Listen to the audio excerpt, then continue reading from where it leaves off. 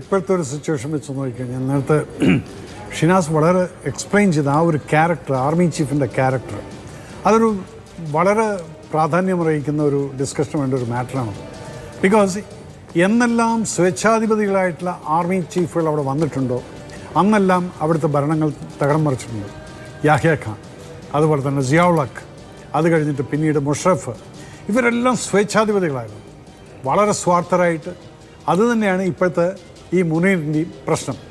എനിക്ക് പറ്റാത്ത വേറെ ആൾ സംസാരിച്ചാൽ ഞാൻ എഴുന്നേറ്റ് പോകുന്നുള്ളത് അത് ആ ക്യാരക്ടറിനെയാണ് കാണിക്കുന്നത്. അങ്ങനെ ഒരു ആളവിടെ നിൽക്കുന്ന സമയത്ത് രണ്ടാമത്തെ ജനങ്ങൾ മുഴുവൻ ആർമിക്ക് എഗൻസ്റ്റ് ആയിരിക്കുകയാണ്. ആദ്യമായിട്ടാണ് തുറന്ന പ്രതിഷേധങ്ങൾ കാണുന്നത് ആർമിക്ക് എഗൻസ്റ്റ്. അത് ഒരു വശത്ത്. അപ്പം എന്താ, ലോക്കൽസിൻ്റെ സപ്പോർട്ട് പാകിസ്ഥാനില്ല. അപ്പുറത്ത് ബലൂചിസ്ഥാൻ മുട്ടിക്കൊണ്ടിരിക്കുന്നു, അപ്പുറത്ത് അഫ്ഗാനിസ്ഥാൻ്റെ ബോർഡറിൽ അവിടെയും പ്രശ്നം. അപ്പോൾ അവരെ സംബന്ധിച്ചിടത്തോളം 4 വശത്തു നിന്നും വളഞ്ഞു കഴിഞ്ഞ് സെൻട്രലിൽ എന്താണ് പ്രശ്നം? സെൻട്രലിലെ പൈസ കഴിഞ്ഞു, അവരുടെ കയ്യിലുണ്ടായിരുന്ന റിസർവ് ഫിനിഷ് ആയി കഴിഞ്ഞിരിക്കുന്നു.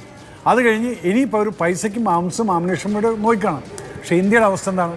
ഇന്ത്യ എന്ന് പത്രസമ്മേളനത്തിൽ പറഞ്ഞെന്താണ്, നിങ്ങൾ കാണിക്കുന്നതിന് നമ്മൾ കൗണ്ടർ, ഈവൻ അതിനെ കുറച്ചുകൂടെ ഞാൻ ഡൈല്യൂട്ട് ചെയ്യാം, കൗണ്ടർ പോലെയല്ല ചെയ്യുന്നത്, അതിനെ ഡിഫെൻസ് ചെയ്തിട്ട് പിന്നെ കൊടുക്കേണ്ടത് ഒഫൻസീവായിട്ട് 2 കൊടുത്തിട്ട് ഇനിയും മിണ്ടാതിരിക്കുക. ഇത് പറഞ്ഞിട്ടും ഇവർക്ക് മനസ്സിലാവുന്നില്ലെങ്കിൽ, നേരത്തെ ഇതിന് മുന്നേ സംസാരിച്ച ആൾ പറഞ്ഞ പോലെ തന്നെ അവർക്കിത് മനസ്സിലാവുന്നില്ല എന്താണ് സംഭവം എന്നുള്ളത്.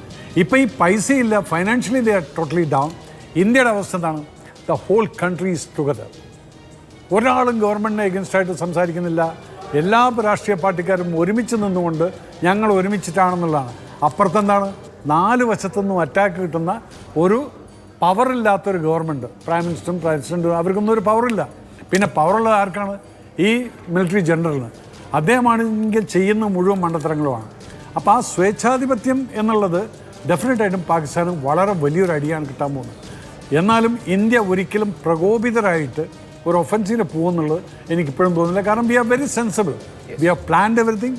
നമുക്കറിയാം ഒരു യുദ്ധം വന്നു കഴിഞ്ഞാൽ നമ്മൾ ബിൽഡപ്പ് ചെയ്തിരിക്കുന്ന ആ ഒരു ഫൈനാൻഷ്യൽ സ്റ്റേബിലിറ്റി അത് കുറേശ്ശെ താഴത്തേക്ക് വരും.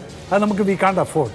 So we will not go for a full fledge war എന്നുള്ളത് ഐ എം 100% ഷുവർ. ഇന്ത്യ ഒരു റെസ്പോൺസിബിളായ ഒരു ഉത്തരവാദിത്തമുള്ള ഒരു രാജ്യമാണ്. ഇന്ത്യയെ സംബന്ധിച്ച് പാകിസ്ഥാനെ പോലത്തെ ഒരു തെമ്മാടി രാഷ്ട്രത്തിന് അനുസൃതമായി അതേമാതിരി ബിഹേവ് ചെയ്യാൻ കഴിയില്ല എന്നുള്ളത് ശരിയാണ്.